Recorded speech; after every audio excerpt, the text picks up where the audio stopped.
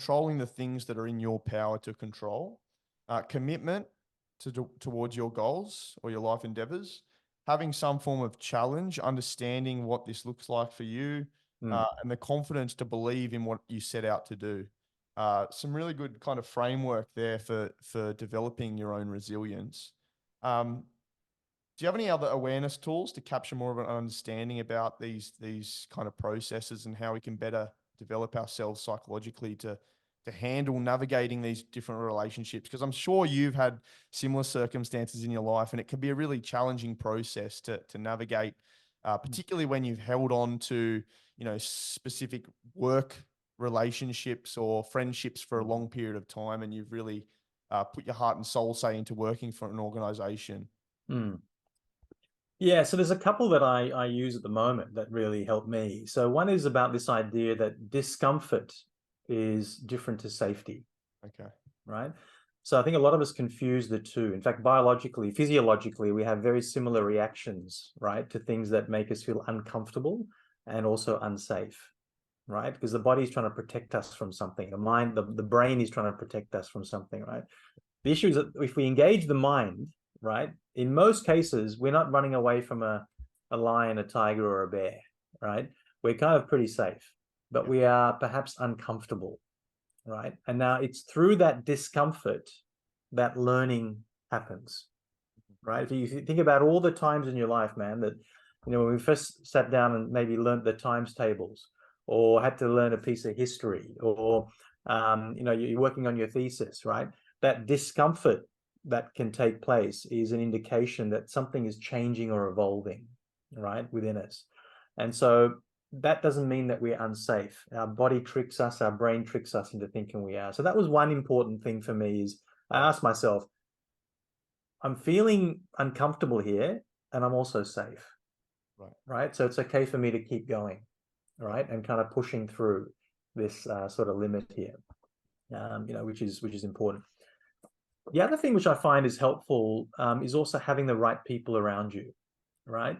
And you know how we have that old adage that says you're the average of the 5 people you spend time with. You know that Yes, yeah, comment, right? It's not just the 5 people you spend time with; it's the 5 people that occupy your mind, right? So, what are the conversations that are happening in your head, right? Who are you listening to? Now we've got these things called podcasts, right? Now that occupies our headspace, right? So who are the 5 people that I'm listening to right now, right? That are occupying that headspace? In a lot of cases, quite frankly, people on those podcasts occupy much more headspace than my wife, right? And so I'm starting to become more like the average of those 5 people than I am perhaps in a relationship with my wife, right? And so you've got to start thinking about where is that occupying of space taking place, right? And it's not just the physical. What I'm assuming you're saying there too is more about thinking about the settings or the podcast, for instance, the media you're consuming. So if you're listening to a certain number of podcasts, picking carefully what kind of messages or things you are trying to cram into your brain for that that period of time. That bandwidth you have is only a certain length. So absolutely, so important.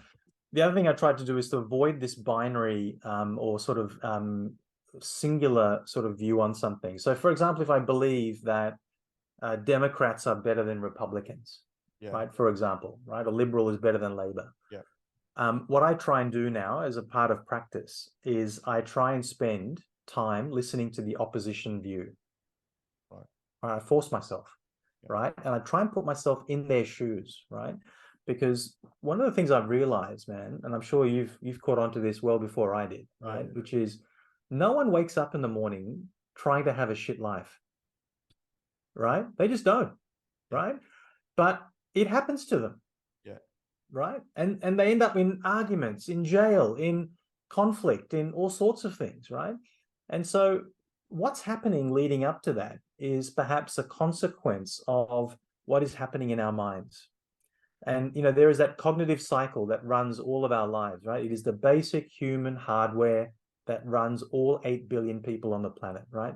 Our thoughts affect our feelings, and our feelings affect our behavior. right? That is the simple cycle that every single human being has.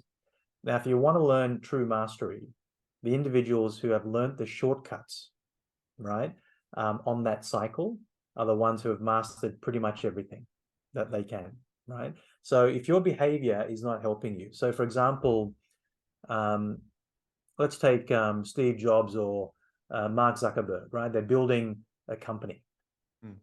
One of the reasons they used to wear the same clothes all the time, right, was linked to this thing called decision fatigue. Have you heard of that? Yes, I have. Yeah. So the idea that anything that takes you away from making decisions on the core things that you actually are needed for is a waste of time, right? And so therefore, build a routine, right? This is why routines are so important. They reduce the amount of decisions that you need to make, right, in things that are not important, right? So if, for example, you want to go to the gym every day at 6 o'clock in the morning, right, have your gym bag as a system set up in your car so that when you are ready to go, you simply go into your car and you drive to the gym. You don't have to sit there and find your clothes and do all this stuff that ends up taking extra bandwidth, right? It's already done. And so it's creating these things that actually makes a difference. So if you want to adjust your behavior, find out what the feelings are, work backwards, right? How am I feeling about that situation? Do I feel angry about it? Am I frustrated? Am I anxious, right? And then what is it that I'm telling myself? What are my thoughts in those moments that's causing me to feel this way, right? And when you address the thoughts, that's when you start to have mastery, right, of anything.